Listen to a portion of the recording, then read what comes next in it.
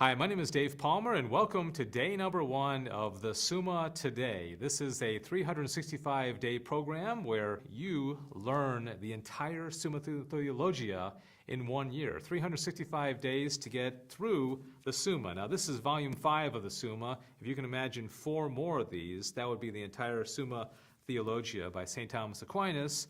Now, you may ask yourself, why would I want to devote a year to study a book that was written 750 years ago, something that's so big and something that, for most people, conjures up images of deep philosophical classes that they don't understand, or maybe professors that can't explain it in a way that's relatable to today's daily life.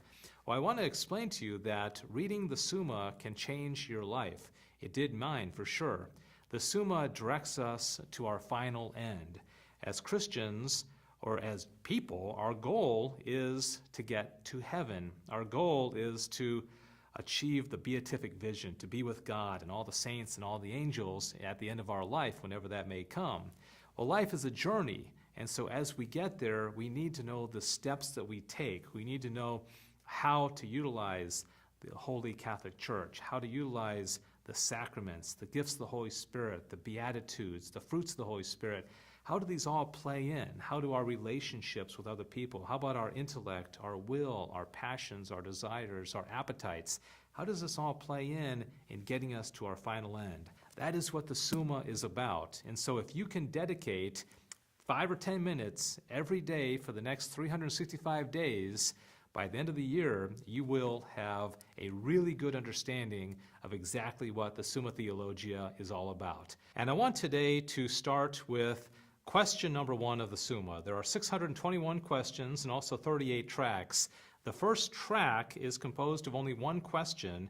The first question, in many ways, I think, is the most important question of the entire Summa Theologia because it lays the foundation, the framework, the foundation for everything else that we'll be studying over the course of this whole year. So what is the topic of the first question, the first treatise? It is the nature and extent of sacred doctrine.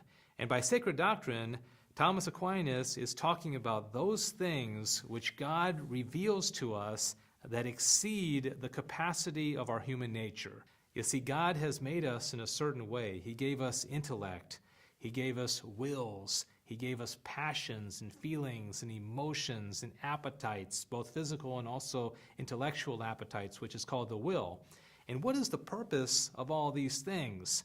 Well, they are ultimately to help us to get to heaven, to get us to our final end. So when we talk about sacred doctrine, he's contrasting this with what he calls natural science or philosophy. You got to understand that by philosophy, Thomas is talking about natural science, things that we can come to know through the light of our own human reason, such as chemistry and biology and physics and trigonometry and geometry. All these things, as we grow and mature, we can come to know. Some people a little better than others, but we can come to know it. So Thomas is asking in this first article, the first question, do we need something else? Do we need sacred doctrine? Do we need God to provide something for us that we cannot otherwise know through the natural use of our reason?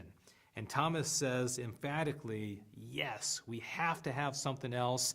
We have to have something provided to us by God, such as the Trinity, such as transubstantiation, such as the Immaculate Conception. These are things that we cannot understand. They transcend our natural reason.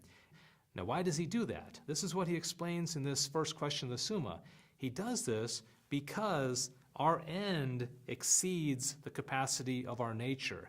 We are born in order to be saints, and to be saints, of course, we have to get to heaven, but heaven and the attainment of heaven we are not able to do. We can't get there without some external help, primarily God's grace. Consider, by way of analogy, an Olympic athlete. An Olympic athlete may know that the Olympics are coming up in 1 year, and his goal, maybe say he's a swimmer, is to stand on that podium and have a gold medal put over his neck. So a year now, it's still a year away, but right now, every day he wakes up and he asks himself, what am I going to do today? What decisions am I going to make? What am I going to eat? And what am I not going to eat? And how am I going to spend my time? to get me to that final goal a year from now, standing up there, the world watching, getting that gold medal. That's what we should do every day. We should wake up and say our final destiny is heaven, the beatific vision. What decisions are we going to make today to help us get there? That is what the Summa Theologia is all about. The other articles in the first question focus on that. He said, is sacred doctrine a science, for example? Most of us only think of the empirical sciences, the things that we can test and prove and see, like chemistry and biology and physics. Those are sciences. But Thomas says sacred doctrine is not only as much of a science, it's a greater science. It is demonstrable. It is provable because the source of this science is God himself. He cannot deceive us.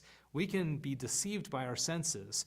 Have you ever seen a moon and it looks huge, and then the next night you look at the moon and it looks tiny? That's not because the moon changed sizes. It's because our senses are perceiving it in a different way. But sacred doctrine is given to us by God, and God can never deceive us. He also says, is sacred doctrine the same as wisdom? Yes. Is sacred doctrine one? Yes, because it only has one author and one purpose and one goal, which is God himself. One other interesting article in this question is whether sacred doctrine should use metaphors. Should sacred doctrine compare God to a lion or compare God to a rock? And he says absolutely, positively, yes, because we cannot, while here on earth, see the essence of God. We cannot understand God, so we have to use those things that we do understand. We kind of understand a lion. We understand rocks because we can see them and touch them and smell them. And so we have to use those things that our senses can perceive in order to bring these things, help us get to a higher, more transcendent reality and a greater knowledge of God. So that is the first question, the first treatise of the Summa Theologia, the extent, the nature and extent of sacred doctrine. And again, this sets the stage for the next 364 days as we continue to learn how we can journey and make decisions every single day that help us achieve our final end, being with God at the end of our life with all the saints and the angels. That's the payoff. I hope you'll tune in again tomorrow for day number 2 of the Summa Today.